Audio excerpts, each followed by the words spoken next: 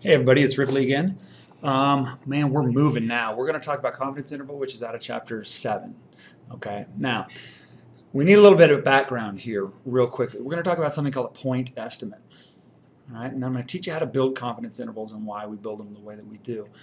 A point estimate is really simple. It's estimate, sorry, one thing at a time, Ripley, one thing at a time. It's a single data value. All right, it's a single data point or statistic, point or stat. Let me give you an example. If I take the ages in a room full of kids and I say X bar, that's our mean, right? So it would be the average age. This is a point estimate. This is a point estimate, all right? Because it estimates mu.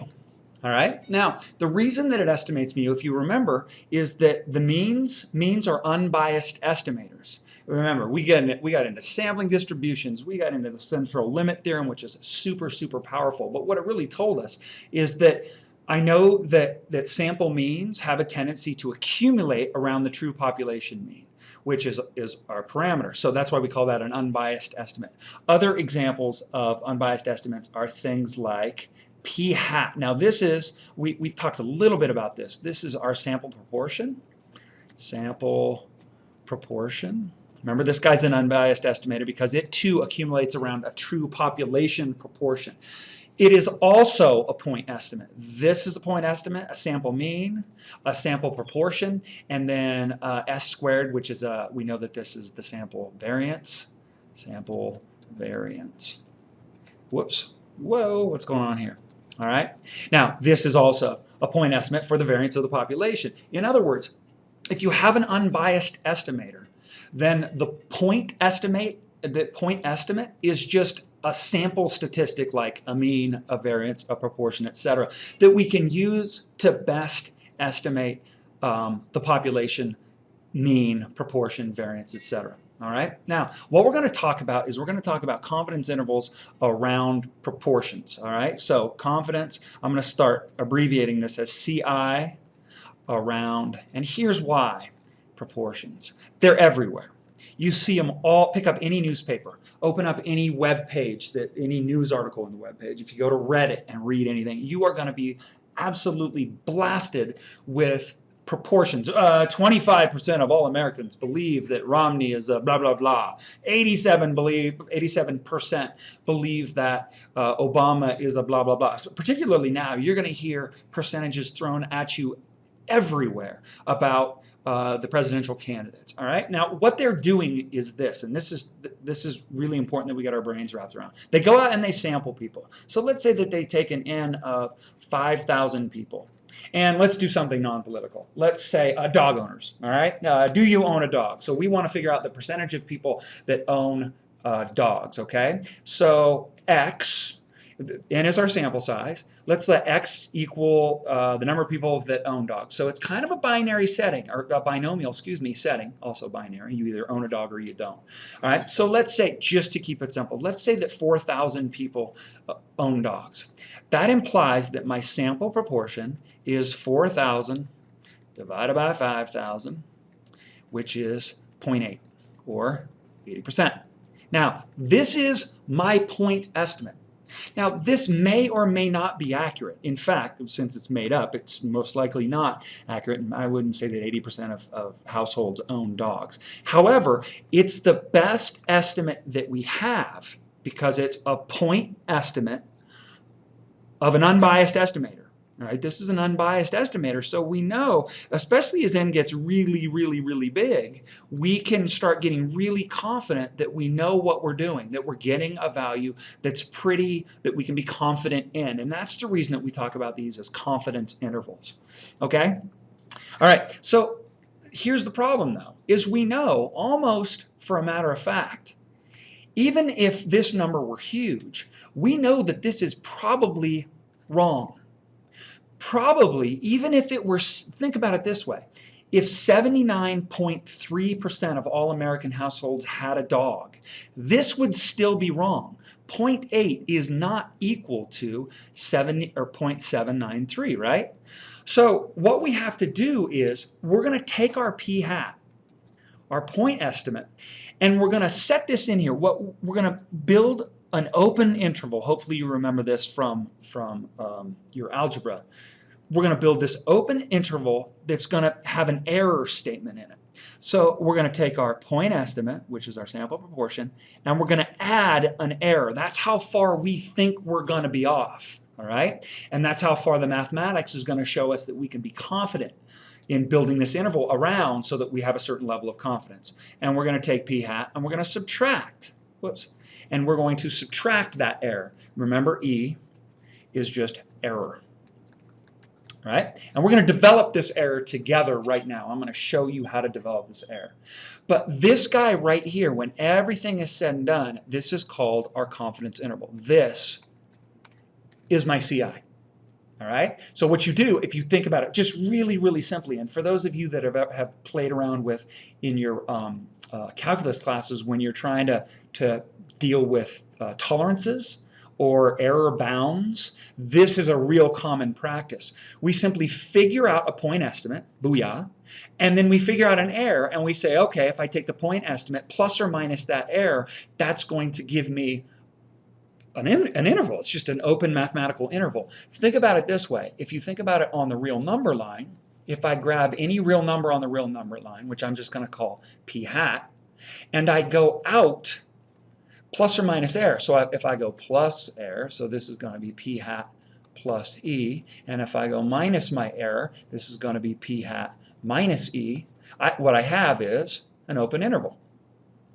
All right? And that, again, is what we call a confidence interval. Now, before we start building these mathematically, let's talk about what they really mean.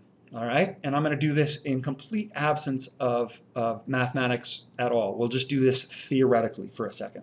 Okay, all right. So let's say that I go out and I do this little survey right here. This is my dog, right? I guess this down here. This is my dog survey. Again, I don't suppose that it's accurate at all.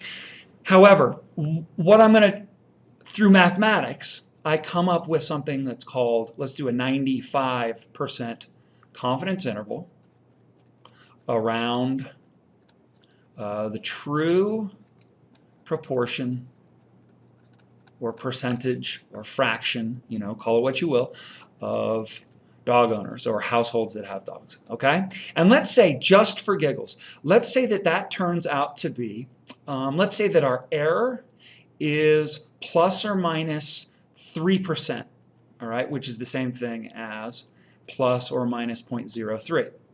Now, what that means is, what that implies, is that my confidence interval is going to be from 0.77 to 0.83.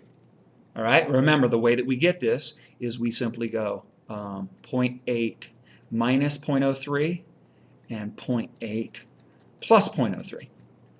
All right, now what does this really mean? Now, this is a biggie.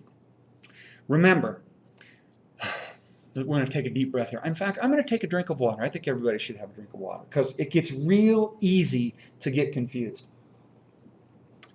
Why is sample proportion an unbiased estimator?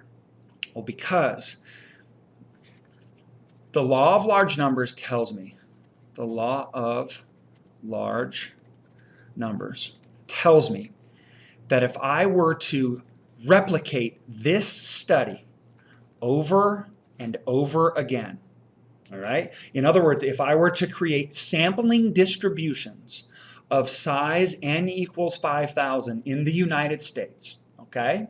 And I were to ask the question, does your household own a dog? Over and over and over again. Remember, I would get p hat 1, I would get p hat 2. These are sample proportions that are coming out of my sampling distributions, right? And I were to do this a whole boatload of time, which, remember, a sampling distribution is the set of all possible samples of size n equals 5,000, right? I know for a fact that if I took the average of all of these, of all of these point estimates, that these guys, I'm going to call these p hat n's, would turn into the population proportion. Now this guy right here, we've talked about this before. This is the population population proportion. This is the parameter, proportion. And unfortunately, remember how I always said, well, lowercase Greek letters imply parameters. Well, you're stuck with P. Sorry, my bad. All right, so that said, here's the problem. We took one sample of 5,000. We were told that 4,000 of the people had a household that had a dog in it. That's one of these guys, okay? Now, with this confidence interval, the biggest error, let's talk about the error. No, let's talk about the correct way to say this first. The correct way to say a 95% confidence interval is this. If we replicated this study over and over and over again, and then we created confidence intervals over and over and over again, what would happen is some of those confidence intervals, let's bounce over here. What I would get is a bunch of confidence intervals, right? So this would be the confidence interval that was created from P1, all right? And I'll just do this a couple times because I know you guys are going to shoot me if I don't. P1 minus E minus some error, and then P2 hat plus some error, whoops. And then if I do this, P2 hat, then that's going to turn into P2 hat minus some error, that's a 2, and then P2, it should be a 1. Sorry about that, you guys. P2 hat plus some error, etc., etc. So what I'm going to end up with is a whole bunch of these confidence intervals. All right? A ton of them, because think, sampling distribution. I mean, there's a lot of ways to make samples of size n equals 5,000, with or without replication, with or without replacement. Okay? What's going to happen is 95%, if I do this a whole bunch of times because of the law of large numbers, 95% of these confidence intervals will actually contain the proportion. So let's write that out. So 95% of the CIs made by reproducing the study, or the samples, think about it that way. Study, why am I writing? Don't mind me. Sample. Many times will contain the actual population proportion, which is P. All right? If I do it a whole bunch of times, then 95% of those will contain the true population proportion. All right, now, the most common error, and I'll do this in red, the error is to say this, 95% confidence interval. Now remember, this is an error, so those of you that have walked away from your computers and let it run and come back, this is the error.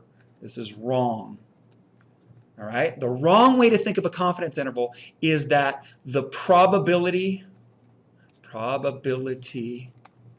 that a single CI, which is written as P hat minus E, P hat plus E, that it contains P, the actual parameter, remember P is the actual population proportion, is 0.95. This is dead wrong. All right? What you really need to think about with this is if this P hat is a point estimate, then really this interval is a point interval. It's an interval that's created by a point estimate. Okay? Now, we are hoping, we are crossing our fingers that the true population proportion lives in this confidence interval, but we don't know. We would only know if we did it a whole bunch of times. If we took n equals 5,000 samples of that size and did that over and over and over and over again, and we would still only be 95% sure. We'd only be 95% confident. In other words, out of 100 of those, we would we could, well, let's think out of 100,000 of those, because that's a whole boatload, right? If I built 100,000 of these confidence intervals right here, I'm still only 95% confident. In other words, I can guess that 95,000 out of that 100,000 are going to actually contain the population proportion. Now you may say, well, Ripley, why? I don't understand. Why are we building these things in the first place? Well, because we don't know what this guy is, and we're trying to figure it out. Like where you're going to see this in the presidential campaign is what percentage of Americans support the president? What percentage of Americans support the candidate? All right, you can't, unless you roll around at how many people are there in America, 350 million, something like that, 300 million, whatever. Unless you walk around to every single person and poll them, which clearly isn't feasible, it isn't practical, it isn't economical, it ain't gonna happen, right? What you need is you need to take a point estimate, and then you need to build a confidence interval around it, and you say, okay, somewhere between, well, I don't know what the president's approval ratings are right now. I think they're hovering around 40%, right? But what does that mean, right? That just came out of a point estimate. So we could say, okay, somewhere between 0.32 and 0.48, or 32 to 48% of Americans approve of the president's work on some issue.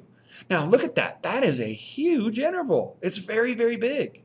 All right, and we're not even sure that the actual parameter lives there. However, if we do this, if let's say that for this guy we just polled 12,000 people. All right, just called them up, polled them. Now, I understand that there are confounding variables with that as well, right? If you don't have a phone, if you have a cell phone that can't be reached, et cetera, we know about that problem, right? People that answer their phone tend to be elderly. They have different opinions of the president.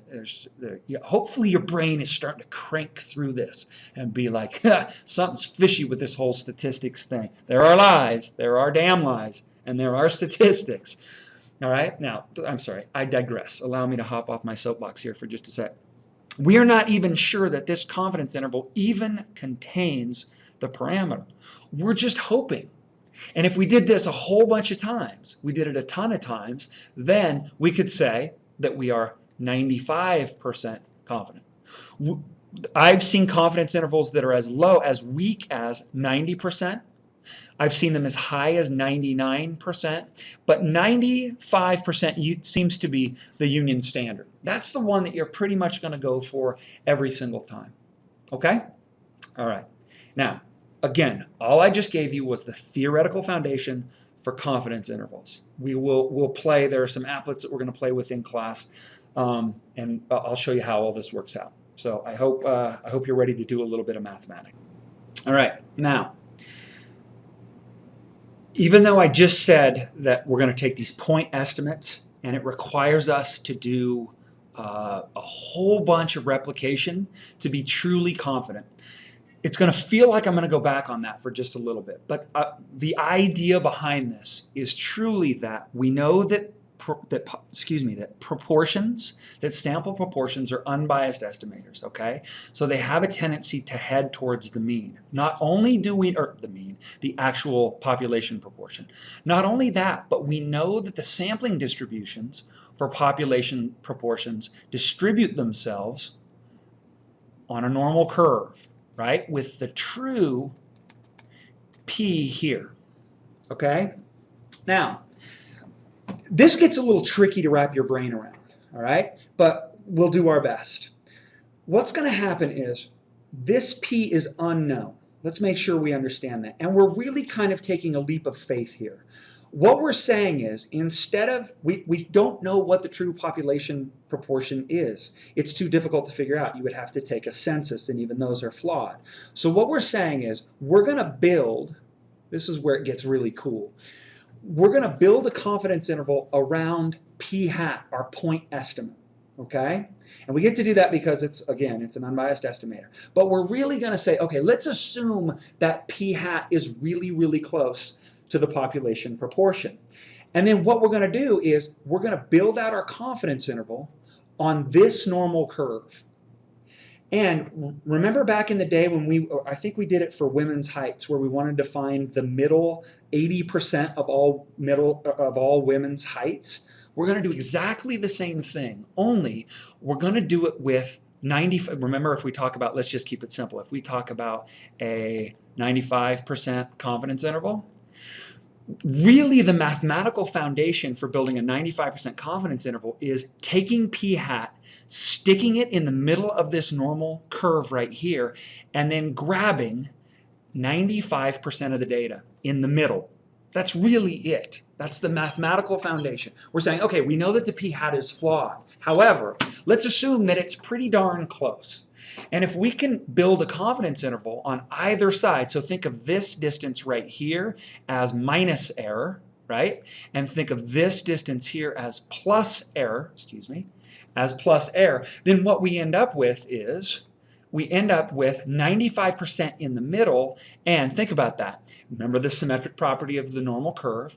The errors outside here, which truly are the errors, right? They're outside of the 95% confidence interval, then this would be 0.025, and this would be 0.025, or 2.5%, 2.5%, and 2.5%, right? Because the total has to add up to 100%. Does that make sense? Think about that for just a sec. Again, we're just using a point estimate, which I realize is flawed, but we have some mathematical and some statistical facts that can back us up. Okay? So, remember what we called, I want you guys to think about this again. I'm going to go back to my black pen.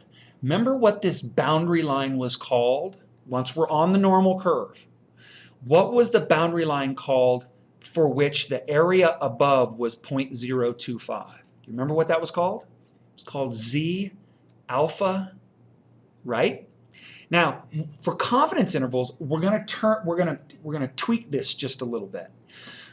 What we're really saying is we're going to say that this is Z alpha over 2 because this area plus this area is really the error of our, it's not the error, I don't want to say that too many times. It's outside of our interval. It's the missing part of our interval, which is we're going to say alpha equals 0.05 or 5%. So really each one of these guys, if alpha is 0.05, then this is going to be alpha over 2. Alpha halves is equal to 0.025 or 2.5%. Okay?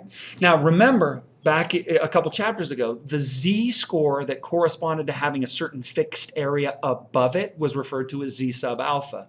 But we're stealing alpha kind of twice here. It happens. I apologize for that. So we're going to refer to this as z alpha over 2, which really is, this is where it should start making a little more sense. It's just z sub 0.025. All right? That's all that it is. Now, if this is z sub 0.025, then this is z sub 0.025, except it's on the negative side. Remember, all of this is going to be on the standard normal curve. So this is 0 is going to live in the middle, in theory. All right? So this is negative z sub 0.025. Okay? Now, the hard part here, remember, building a confidence interval, if I want a, oh, wait, let me do one more. Let's say that I wanted to do a 99% confidence interval. Why did I write an E? If I want to do a 99% confidence interval, CI. All right, now, same curve, because it's all going on our standard normal curve when everything's said and done. Only now, we got something living in here. Now remember, we're going to send everything onto our standard normal, so this is going to turn into a 0. Remember, standard normal is the link to all other normal curves. This normal curve is created by the sampling distribution created by all these p hats, right? Okay, now in this case, we carve out our 99%, right?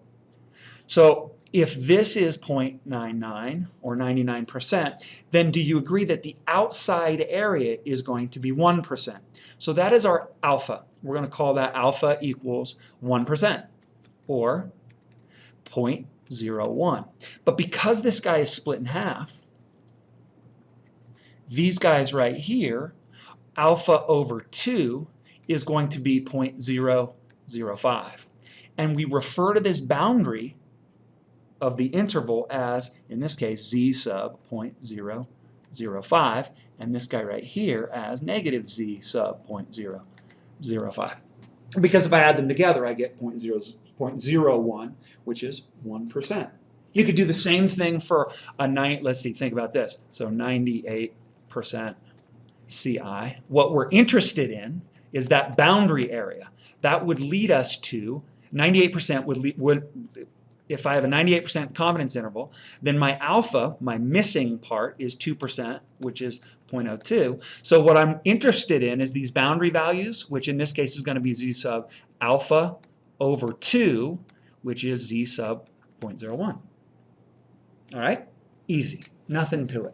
All right? Now, I'm going to do some actual mathematics with you guys, and we're going to prove this error thing. All right? I think you'll enjoy that. Remember, everything has to do with the normal curve. I got to get real. Get me on my black pen here. Everything has to do with the standard normal curve, which implies that z is equal to x minus mu over sigma. Okay? Now you may say, wait, Ripley, I thought we had the central limit theorem thing going on here. So we divide by the square root of n. Well, let me show you here. Let me show you something here for just a second. Do you agree that p hat in the dog question is equal to x? If I let x equal the number of people that responded that they have a dog in their household, then p hat, the proportion, is going to be x divided by n. So really, this x and this x are kind of the same thing. This guy's just the number of people that responded, yeah, I got a dog in my house. All right? So doesn't that imply that x is equal to n p hat? Okay? Now, remember also this mu right here. All right? The actual mu is np. It's the true proportion times the number. That's going to be the average number. I mean, think about that. The true proportion is actually going to be the number divided by, or excuse me, mu, the mean number of people, divided by n. So I just basically did this trick twice. I know that mu is np, I know that x is np hat, and then I know that sigma is equal to the square root of n pq. Now, that said, check this out. What we're going to do is, again, remember, I don't know what P is. We are going to end up building a confidence. We're going to build a 95% CI around, my pen's acting strangely, around P, the true population proportion. And that guy lives right here. Let me change colors. That guy lives right here. But we have to use these point estimates to do that. So really, this sigma right here isn't NPQ. We need a sigma that is also a point estimate. So what it is it's N, P hat, Q hat. All right? Now, I'm going to use my very simple Z formula right here. And I'm simply going to plug all these things in. Now watch this. I'm going to get Z equals N P hat minus NP divided by the square root of N P hat Q hat. Okay? Now, I know that your textbook doesn't have this proof, but this is a college level stats course, and I really want you to think about what's going on here. And I'm not expecting that you'll get this right off the bat every single time, okay? Just on the first one. I've had this process takes a lot, okay? Now check this out. Remember, the point of interest is these Z alpha over 2's, okay? What I want to know is, because these produce the outer edges of my confidence interval, and the confidence interval is created by adding error. So I want to know where to end my confidence interval. So I'm trying to figure out what error is. Now, I'm going to do something here, and I'll explain it further in class if you don't get it. To be honest with you, you could live the rest of your life and just sort of memorize the formula that I'm going to give you without ever knowing why this proof works. But for those of you that are going to see this down the road, it's a really good lesson to watch. Again, I am interested not in z, but in z alpha over 2 because I'm going to build an error around p. And that error is built by z alpha over 2. Remember, error gets me right up to the boundary of this thing. So if I take z alpha over 2, I'm going to do a little puff of algebra here that I think that you'll like. I'm going to factor out an n, all right? And I'm going to get p hat minus p over root n p hat q hat, okay? And then if you think about this, remember the square root of a product is the product of the square roots. So this n and this root n are going to turn into something special, which I'll show you here in just a sec. If I cross multiply and leave this p hat minus p thing going on, watch what happens. I end up with z alpha halves times, now you can scream and yell at me if you need to, root p hat q hat over root n. Now, hopefully you see where the root p hat q hat came from, because remember when I cross multiplied up I went. If you think about this, when I cross multiply, what I end up with is, we'll just do this as side work over here, so I'm going to put it implies. I end up with root n over n, which is n to the 1/2 divided by n to the 1, which is 1 over root n. That's where that guy comes from. All right? Then this is equal to p hat minus p. All right? Now, here's the really cool part. And I'm going to do a little bit of tomfoolery here, mathematically speaking. This is the guy that I want. I'm trying to figure out what this truly is, or at least the interval that contains this. I'm going to add p over, and I'm going to subtract this across, because remember, I'm sorry, this isn't the greatest work in the whole world. Remember, my confidence interval around the true parameter is p hat plus the error. Whoops, let's try that again. I'm on the left-hand side, you dingus. P hat minus the error, and p hat plus the error, right? Well, watch what happens. Doesn't this turn into p equals p hat minus z alpha over 2 times root p hat q hat over n? Now, let me rewrite that. I'll rewrite that over here. So it said that p, give you guys a little more space, is equal to p hat, right? Minus z alpha over 2 times the square root of p hat q hat over n. Hey, guess what? Remember, if I'm building a confidence interval, I get p hat plus my error and p hat minus my error. Guess what that is? If that's p hat, what's that got to be? Right? This is going to be my error. This guy right here is my error. Now you may say, wait, Ripley, this thing right here only built out the left-hand side. That'd be a heck of a good question. But remember where this came from. I've got my z alpha over 2, right, times root p hat q hat over n is equal to p hat minus p. And then I did my little algebraic tomfoolery. Well, watch. Remember, I end up with a plus and minus z alpha over 2. So remember, because that z alpha over 2 defines the boundary of the interval because of the way that it behaves on the normal curve. So what that tells me is, if I want to build out the other side, this guy right here, watch. Let's deal with the negative side and then do exactly the same trick. If I add p over here and I add this term over here, I end up with p equals, excuse me, p hat plus z alpha halves root p hat q hat over n. Hey, remember this guy's name? It's error. And guess what I just built? The right-hand side of my interval. That is so cool. Whoa, I don't know what's going on with my error. That to me is so cool. I think that's just something special. Excuse me. Let's build one of these guys, shall we? Let's have a little bit of fun. All right. Let us say that, well, let's you know what? Let's do it around my dog. That doesn't make any sense. We're going to build a confidence interval. Let's do it around my dog survey. All right, a confidence interval around what we want to go 95%. confidence interval around true proportion of household, that's an O, of households owning a dog, or having a dog, owning a dog. That's how they say it back east. Sorry for those of you back east, but I have kin in New Jersey and they say dog. Okay, so think about this. What did we have? We said that N was 5,000, and the number of people that said that they owned a dog, and I think in the binomial case, the number of people that owned a dog was 4,000, right? Excuse me, which gave us a p hat. Really, the only reason I wrote this up is to show us that our p hat was 0.8. Okay?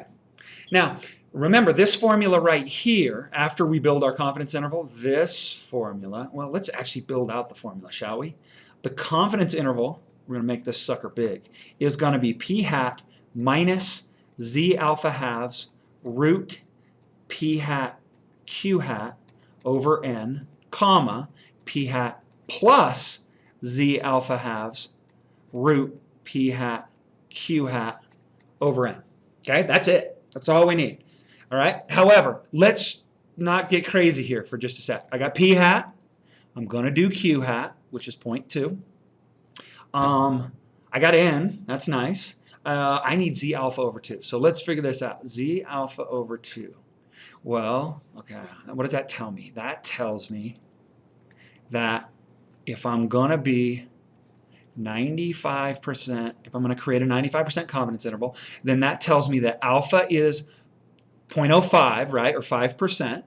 So alpha over 2 is going to be 0.025, which implies that z alpha over 2, that's this guy right here. Let's change my colors just to make sure everybody understands what they're looking at. This guy right here is going to be 0.025. Which implies that my z alpha over 2, well, I'm going to have to go to my handy-dandy chart. Let's grab this guy, get rid of that, go over here. Let's see, where's my bookmarks? Here we go. Here, whoops, sorry. I'm going to find, my phone's buzzing. I'm going to find, now wait, how would I, do you remember where we talked about how could we do this? Because my chart only gives me values to the left, but because of the symmetric property of the normal curve, z alpha over 2 on the left is exactly the same. It's going to produce 0.025 over here and 0.025 on the right. So let's find 0.025 on the left, and then we can just make it positive. So we'll just make it a plus or minus, right? So 0.025, 0.0256, look at that. Boom, I got it perfectly. And that is, if I go on this row, negative 1.96. So let's stumble back to this guy. That just told me that z alpha over 2 is, what, plus or minus 1.96. All right, I guess technically I should write z alpha over 2 equals 1.96 and negative z alpha over 2 equals negative 1.96, right? But hopefully we get what's going on. All right, now let's make this guy big again so we can build one of these out because they're fun. All right, now all we have to do is this. We got p hat, we got q hat.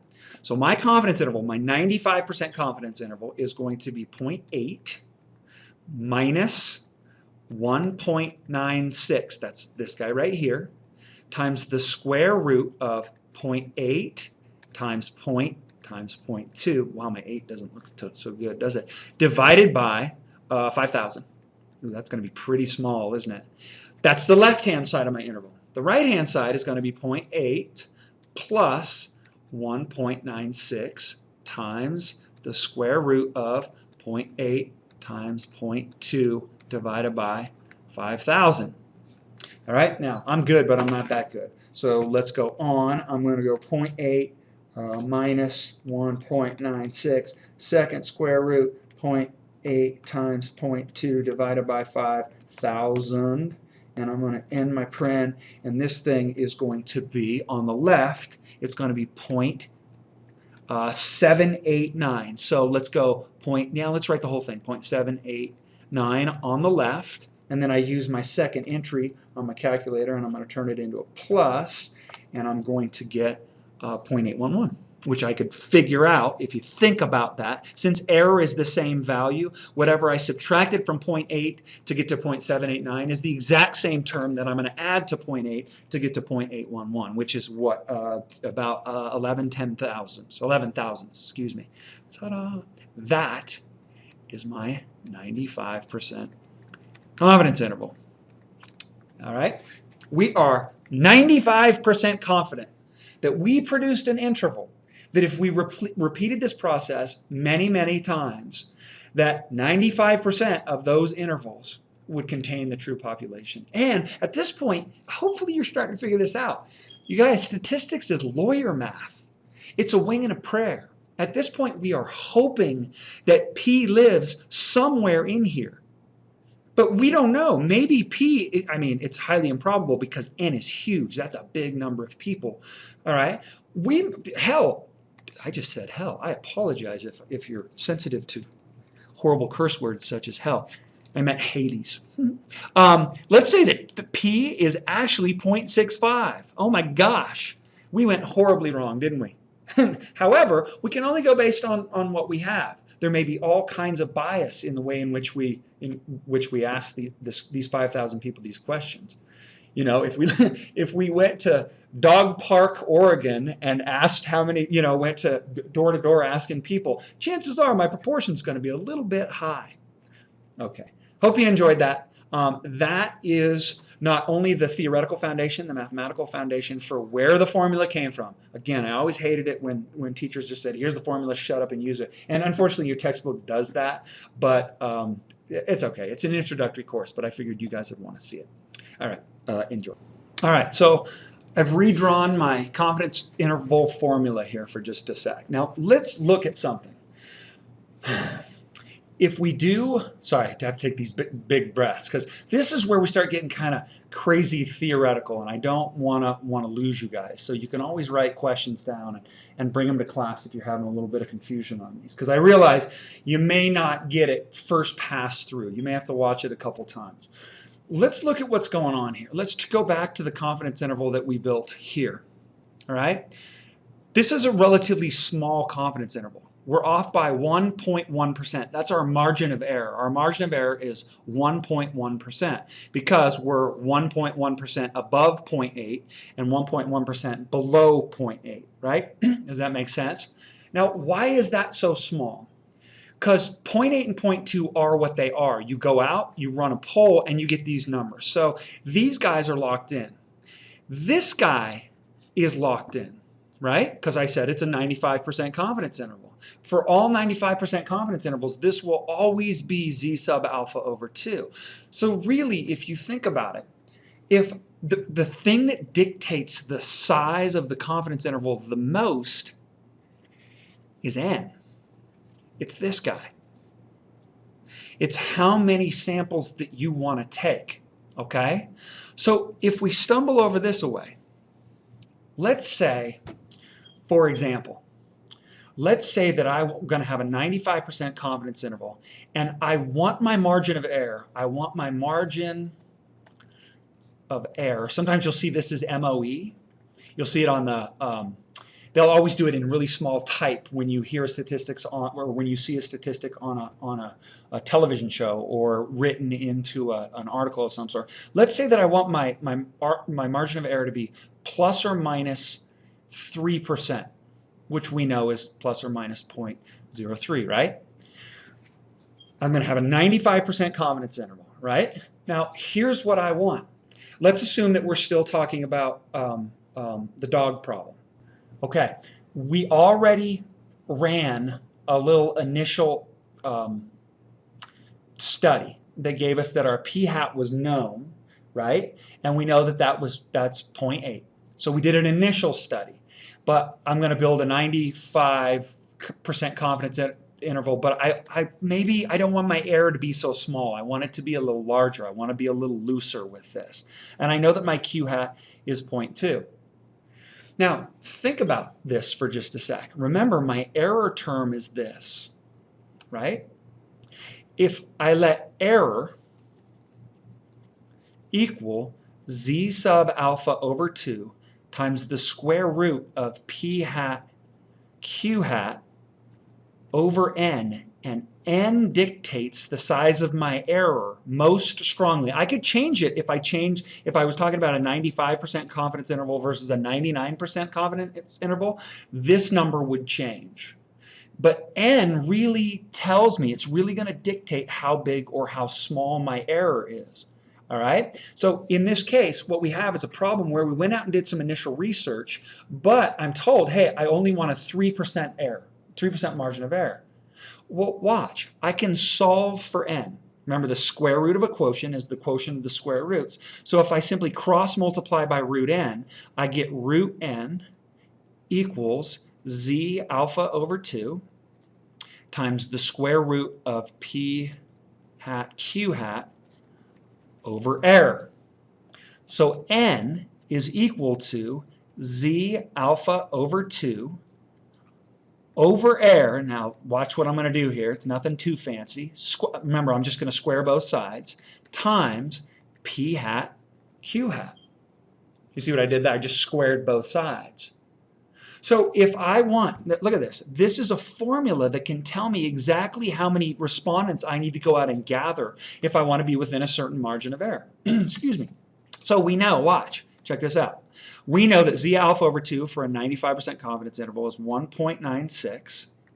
I know that my error is 0.03, so I'm going to divide by 0.03. And then I'm going to square that, and I'm going to multiply times 0.8 times 0.2. Let's see what we get. Now, before we do that, think about this. What's your guess? Do you think if I'm going to be 3% margin of error, is n going to be smaller or bigger than 5,000? Remember before n was 5,000. It's going to be bigger or smaller? And let's see. I'm going to work it out on my calculator right now. Okay, so I'm going to go paren 1.96 divided by 0.03. And I'm going to square that, and I'm going to multiply that times 0.8 and times 0.2. And off I go. Hey, look at that. It's considerably smaller. 682.95, 682.95. So to make sure that we're within that, we're going to end up with 683. All right? So when I go out and I want to be within a 3% margin of error, n only doesn't have to be 5,000. It can be 683. Look, if I stumble back here again, remember when n was 5,000? I got a 1.1% margin of error, considerably smaller, much smaller, because as this number grew, the interval got smaller and smaller. Okay? Now, this kind of a problem right here, this is where prior research is done. Notice I had to go out and do a little research first. What if no prior research is done? Well, again, you're going to refer to statistics as lawyer math a few times, and this is going to be an example where you're like, well, that sounds a little crazy, and you're not wrong. If no prior research is done,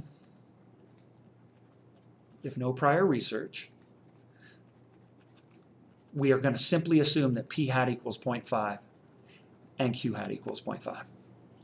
Now, you may say, well, Ripley, that's absurd. That's crazy. 50% of American households owning dogs, or let's say that 50% of American households have 3 or more cars. Well, you're right. That's absurd to think that. So if you think it's that absurd, as a researcher, think about this. This is a tool of research. If you think that that's wrong, go do some prior research. Do a real simple, 100, 200, 300 sample size proportion and get after it. That will give you these initial values that you can play with. Because this really is, I'm not going to lie to you, this is the swinging of a piñata stick.